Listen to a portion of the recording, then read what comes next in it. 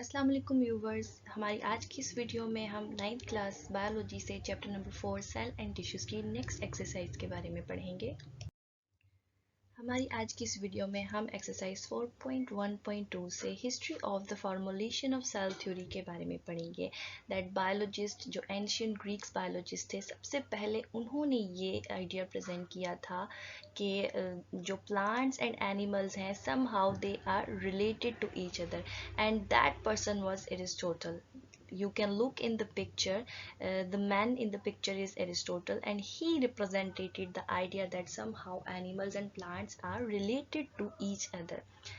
He said that animals or all living organisms have a basic fundamental unit. मतलब कि उनमें कोई ऐसा फंडामेंटल फंक्शनल यूनिट मौजूद है जो सब ऑर्गेनिज्म में सिमिलर है, लेकिन क्योंकि तब माइक्रोस्कोप्स जो है वो अभी डिस्कवर नहीं हुए थे, सो ये अपनी इस आइडिया की सर्टेनिटी के बारे में नहीं जानते थे कि जो वो फंडामेंटल यूनिट है जो एनिमल्स और प्लांट्स में दोनों में सिमिलर मौजूद है, जिसकी वजह से समहाउ सारे ऑर्गेनिजम्स एक दूसरे से रिलेटेड हैं, दैट इज कॉल्ड सेल.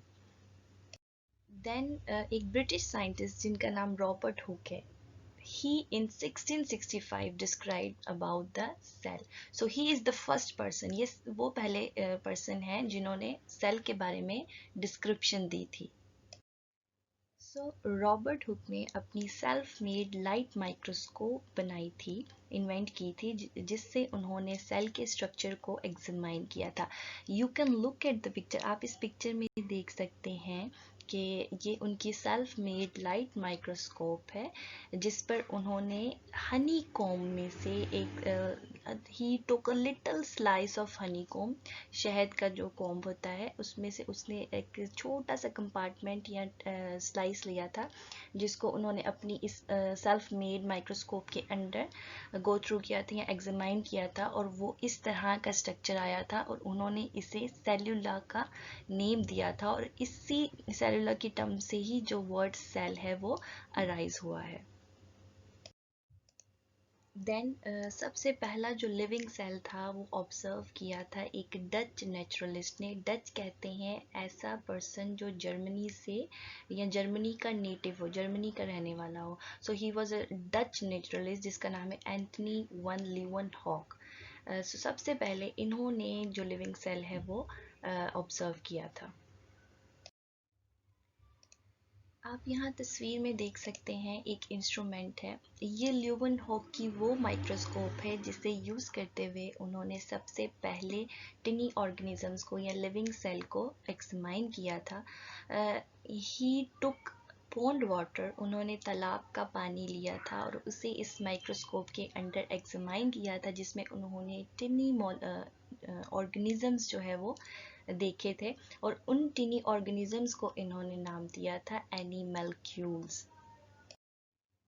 एनिमल्क्यूल्स का मतलब है लिटिल एनिमल्स या टिनी एनिमल्स, और ये ऐसे एनिमल्स है जो हम अपनी आंख से नहीं देख सकते.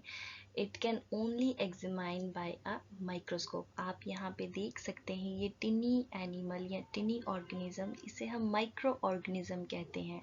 It's a paramecium. यहाँ पे आप देख सकते हैं ये माइट्स. आपको यहाँ देखने से तो ऐसा लग रहा होगा कि ये कोई बहुत बड़ा ऑर्गेनिज्म है, कोई जानवर है. नो, ये एक माइक्रो ऑर्गेनिज्म टिक या माइट है, जिसे हम सिर्फ माइक्रोस्कोप के अंडर ही देख सकते हैं. हम इसे वैसे अपनी आंखों से नहीं देख सकते. और ये टिनी मूविंग ऑर्गेनिजम्स जो हैं इन्हें हम कहते हैं एनिमल्क्यूल्स, जो कि term which was given by Anton van Leeuwenhoek.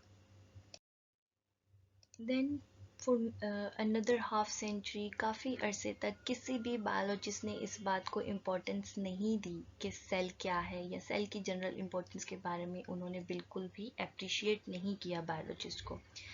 Then 1809 में एक और साइंटिस्ट थे जिनका नाम है जॉन बैप्टिस्ट डी लमार्क. इन्होंने एक अपना जो आइडिया है, अपनी थॉट प्रपोज की थी कि कोई भी ऑर्गेनिज्म ऐसा नहीं है जो सेल से ना बना हो या सेल्यूलर टिश्यूज से ना बना हो.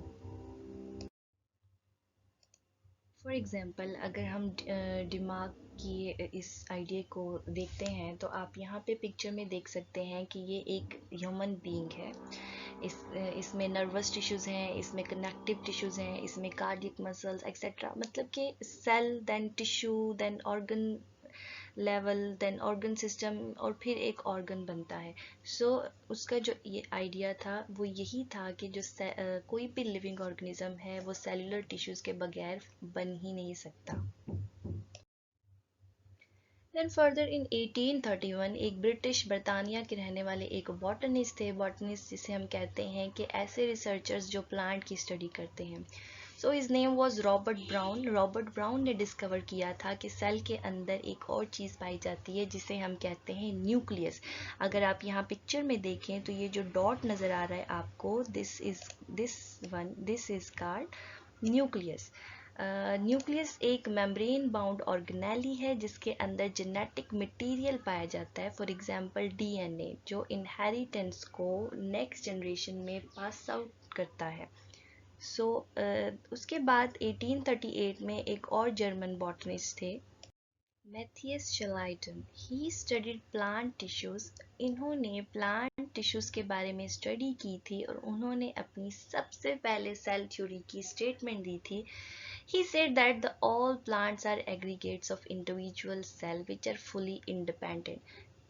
मतलब इन्होंने कहा कि जितने भी प्लांट्स हैं उनमें उनमें सब में एक एक मतलब इंडिविजुअल सेल्स जो हैं वो पाए जाते हैं जो अपने फंक्शंस के लिए इंडिपेंडेंट है। मतलब सेल्स के अंदर फॉर एग्जांपल 10 प्लांट्स के अंदर फॉर एग्जांपल 10 सेल्स पाए जाते हैं, तो वो 10 के 10 सेल्स जो डिफरेंट सेल्स हैं वो इंडिपेंडेंट हैं, उनका अपना अपना एक फंक्शन है।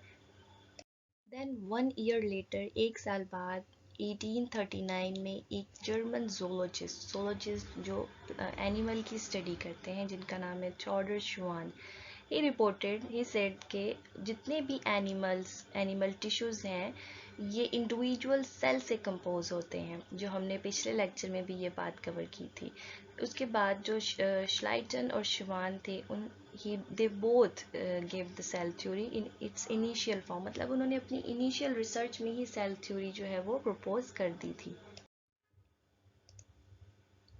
इन 1855 में रुडोल्फ विर्चाउ एक जर्मन फिजिशियन थे and he proposed an important extension of cell theory. इन्होंने एक बहुत इम्पोर्टेंट बात जो है वो सेल थ्योरी की प्रपोज की थी कि जितने भी लिविंग सेल्स हैं वो अपने प्री एग्जिस्टिंग सेल से ही बनते हैं। फॉर एग्जांपल एक सेल है, उस सेल ने जो है फॉर एग्जांपल ये एक सेल है, ठीक है, इसकी डिवीजन होगी तो ये जो है वो फर्दर 2 सेल में डिवाइड हो जाएंगे। अगर आप यहाँ सामने वीडियो में देखें, अब ये फर्दर जो है आगे नेक्स्ट 2 में डिवाइड हो जाएगा। इसी तरह से ये सेल्स जो है फर्दर 2 में डिवाइड हो जाएंगे। तो जितने भी न्यू सेल्स बनते हैं वो अपने प्रीवियस सेल्स से ही जो है वो डिवाइड होते हैं। सो ये जो आइडिया है ये प्रपोज किया था रुडोल्फ विर्चाउ ने। देन इन 1862 एक बहुत ही ग्रेट साइंटिस्ट जिनका नाम लॉइस पॉस्चर है, इन्होंने एक एक्सपेरिमेंटल प्रूफ दिया इस आइडिया का। इन्होंने क्या किया कि इन्होंने बैक्टीरिया पे अपने एक्सपेरिमेंट किया कि एक बैक्टीरिया जो है वो आगे डिवाइड हो रहा है 2 बैक्टीरिया में। बेसिकली होता क्या है कि माइटोसिस होती है ऑर्गेनिजम्स के सेल्स में, जिससे 2 डॉटर सेल्स जो हैं वो नेक्स्ट प्रोड्यूस होते हैं। फॉर एग्जांपल ये एक मदर सेल है, ठीक हो गया। For example just to explain this phenomena, तो ये डिवाइड होगा, ये डिवाइड होके 2 डॉटर सेल्स में बन जाएगा। सो इस तरह से इन्होंने बैक्टीरिया पे एक एक्सपेरिमेंट किया था अपनी इस बात को प्रूव करने के लिए। नेक्स्ट जो है वो क्वेश्चन ये राइज होता है कि सेल थ्योरी क्या है।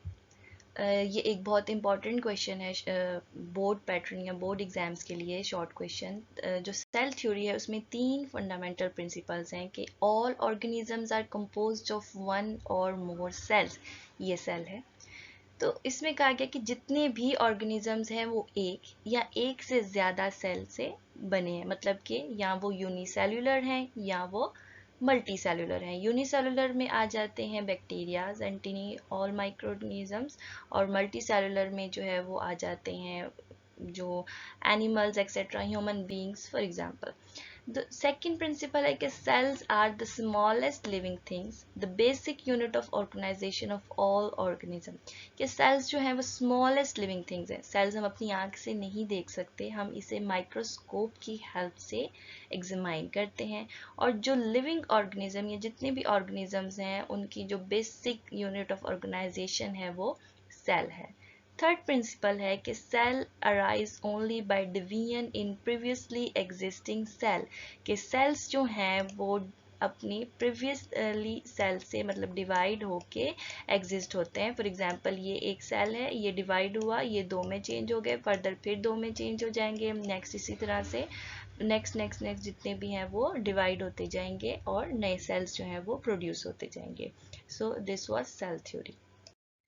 देन नेक्स्ट है सब सेल्यूलर और ए सेल्यूलर। सब सेल्यूलर क्या होता है? जो सेल्यूलर से मिलता जुलता हो या सेल से मिलके बना हो। ए सेल्यूलर जिसमें सेल नुमा कोई पार्टिकल ही मौजूद ना हो। तो according to the first principle of cell theory के फर्स्ट प्रिंसिपल से हमने ये पढ़ा था कि जितने भी ऑर्गेनिज्म है वो सेल से मिलके बनते हैं। तो कुछ ऐसे ऑर्गेनिजम्स हैं जो एक या दो सेल से, मतलब हमने यही पढ़ा था कि यूनिसेलुलर है या मल्टी सेलुलर है। बट कुछ ऐसे भी ऑर्गेनिजम्स हैं लाइक वायरियॉन्स, प्रायोन्स एंड वायरियोड, आप यहाँ पिक्चर में भी ये देख सकते हो, ये सेल से मिलकर नहीं बने, सेल उसमें एब्सेंट है, मतलब वो ए सेलुलर ऑर्गेनिजम्स हैं।